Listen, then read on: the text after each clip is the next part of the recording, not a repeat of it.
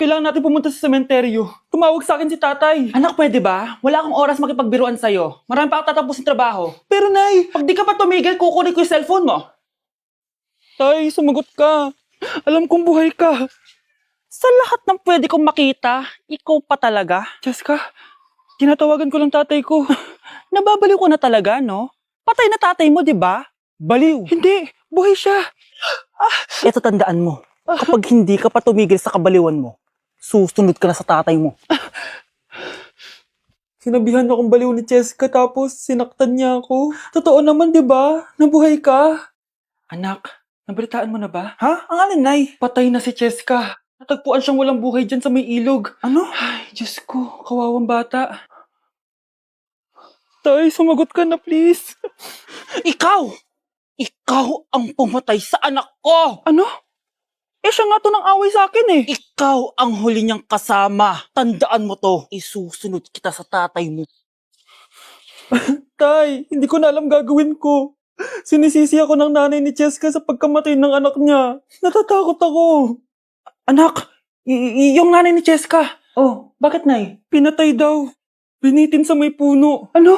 Nakakatakot na dito sa barangay natin, anak. Sinong pumapatay sa kanila? Nay, may tao. Sino po sila? Magandang araw po. Ako po si Detective Jason. Ako ang may hawak sa investigation case sa pagkamatay ni Cheska at ng kanyang nanay. Bakit kayo nandito? Dahil dito.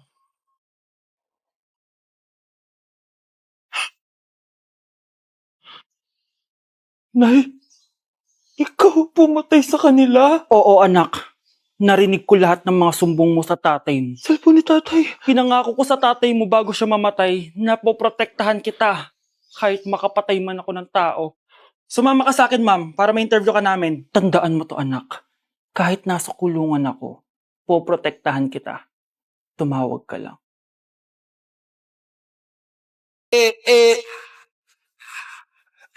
Like sugar on my tongue, your body is so sweet. Ayan! Kaya pala ang laki ng bill ng kuryente natin. Nakabukas pala na matagal yan. Anay, uso kasi to yung sugar on my tongue. Sugar on my...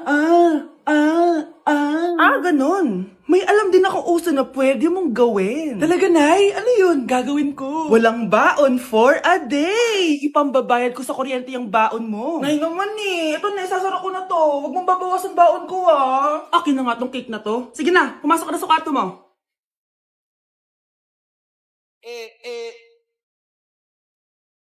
Like sugar on my tongue. Okay, class! Namiss nyo ba ako? Bumalik na si ma'am! At dahil first meeting natin, hindi muna ako magli-lesson. Gusto nyo ba yon? Ma'am, pwede po kami kumain sa kantin? Sure! Oh, yung mga gustong kumain, kumain na. Gawin nyo na lahat ng gusto nyo gawin. Basta, today lang yan ha. Next week, magli-lesson na tayo. Grabe, ang bait talaga ni ma'am, no? True, be. Kaya favorite ko yan si ma'am eh. Tara na, kain na tayo. Okay, class. What is the powerhouse of the cell? Scarlett? Ano ba yun? Starts with letter M. Mitochondria? Very good! Kaya mo naman pala eh. Thank you, ma'am. O, class, mag-e-exam kayo ha. Dinalian ko na to para sa inyo. Lahat ng nasa lesson natin, nandito. Okay, get one and pass. Oo nga, ang dali lang. Makaka-perfect pa ata ako. A few moments later. Okay, time's up. Pass your papers. Wow naman, lahat kayo nakakuha ng high scores. Magaling ka kasi magturo, ma'am. Okay, class, dahil Friday ngayon, gusto ko mag-enjoy kayo sa weekends. Kaya naman, hindi ako magbibigay ng assignment. Yes, thank you, ma'am. Makakagala ako. At isa pa, class, malapit na mga anak si teacher, oh. Magli-leave muna ako ng ilang months. Ha? Habang wala ako, si Ma'am Diana muna ang papalit sa akin. Maging mabait kayo sa kanya, ha? Hi, class. Namiss niyo ba ako? At dahil first meeting natin, may surprise quiz kayo. Nandito na naman yung pet peeve ko. Hindi! Hindi! Good morning, class! Good mood si ma'am ngayon ah. Sana good mood lang siya gang mamaya. Bago tayo mag-start, mag-pray muna tayo, okay? Sino gusto mag-lead? Di ako marunong niyan, ikaw na lang. Lalo na ako, di nga ako sumisimba eh. Wala. Pag walang pumunta sa harap, lahat kayo, i-absent ko! Bes, ikaw na lang. Mama ko na lang po. Madali naman pala kayo kausap eh. Okay, class. So, dito na nagtatapos sa lesson natin. Oh, May 1 oras pa pala tayo eh. Sige na, i-dismiss ko na kayo. Yes, be, tara gala tayo. Tara be, buti na lang talaga dinismiss tayo agad. Aba, excited? Uwing-uwi? Ayaw niyo siguro sa subject ko, no? Maghihintay kayo hanggang 4 p.m. dito! Walang uuwi! Grabe naman yung mood swing ni ma'am. Nakakainis. I love you too. Okay, class. Dahil good mood ako today, hindi tuloy ang quiz at lesson natin. Ay, salamat. Magagawa ko na yung assignment ko sa math. Bes, pakopya naman ako niyan. Aba! Sino nagsabi sa inyo na pwede kayo gumawa ng assignment sa ibang subject, ha? Ma'am. Talagang sinisira niyo mood ko, ha? Lahat kayo bagsak sa quiz! Excuse me, Ma'am Reyes? Bakit mo tinatakot ang mga anak ko? Ma'am, hindi sila matututo kung hindi ko sila tatakutin. Hindi mo kailangan takutin ng mga bata. Kausapin mo sila na maayos. Tama. Tayo ang pangalawa nilang magulang. Dapat maging safe sila sa atin. Gusto mo bang maalala ka nila sa mga pananakot mo? Facts, ma'am. Umayos ka na, ha? Kung ayaw mong isumbong kita sa principal. Deserve. Good morning, class. Bakit ang dami nakadikit sa wall? May ballpen, may walis. Ma'am, uso kasi to. Ididikit mo yung mga bagay gamit yung wall friction. Parang ganito. O, di ba, ma'am? Ano? Wall friction? Hoy! Baka mahulog ka dyan! Sus, kung mga bata to. Kung ano-ano kasi nakikita niyo sa TikTok na yan eh. Try ko naman tong calculator. Ang saya! Tingnan niyo, dami ng gasgas ng wall, oh. Tanggalin niyo na yan. Kung hindi, i-absent ko kayong lahat. Guys, si ma'am naman na idikit natin sa pader. Hoy! Mangulong niya kayo!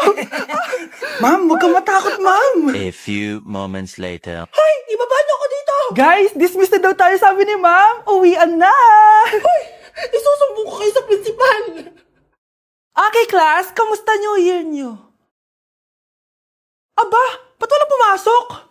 Oh, tama naman. January 5. Ma'am, present! Oh, Scarlett! Pati ko lang pumasok, ha?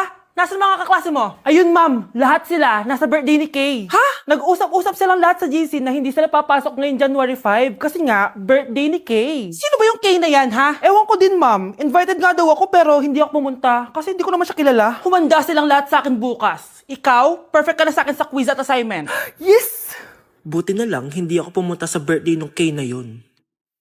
Hello, class! Ay, good morning, ma'am. Walang good sa morning! Sinong nagsabi sa inyo na huwag kayo lahat pumasok kahapon? May nakita kami sa TikTok, ma'am. Wala daw pasok kasi birthday ni Kay. Ah, TikTok? Mas naniniwala kayo doon kesa sa akin? Nag-announce ba ako? Lahat kayo, ia-absent ko at ibabagsak ko sa quiz. Si Scarlett lang ang may grade dahil siya lang ang nandito kahapon. Ayan, buti nga sa inyo. Ano, nag-enjoy ba kayo sa birthday ni Kay? Birthday ni Kay! Birthday ni Kay! Eh di happy birthday! Sino ba kasi yung Kay na yan, ha? Ako, si Kay. Hala, nandyan na siya. May problema ba kayo sa pagpunta nila sa birthday ko? Dahil hindi kayo pumunta sa birthday ko, mamalasin kayo ngayong 2026. Ha? Sa akin dapat yung 2026 eh! Hindi! Hindi!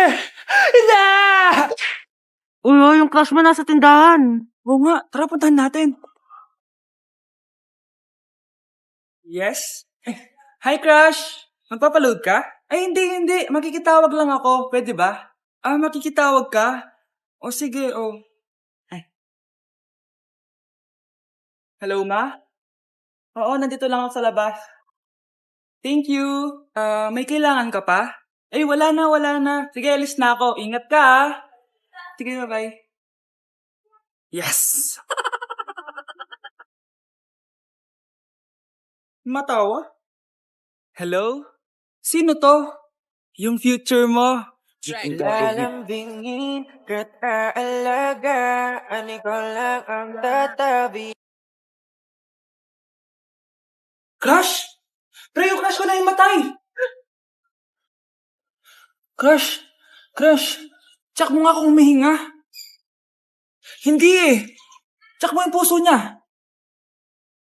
Hindi tumitibok. Patibukin mo. Ha? Paano? Sabihin mo yung pangalan ng crush niya. Sino? Dominic. Dominic.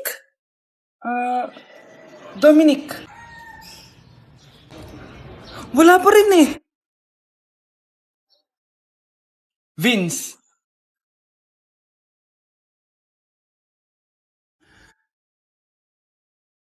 Kinikilig ako kapag ika'y nakita.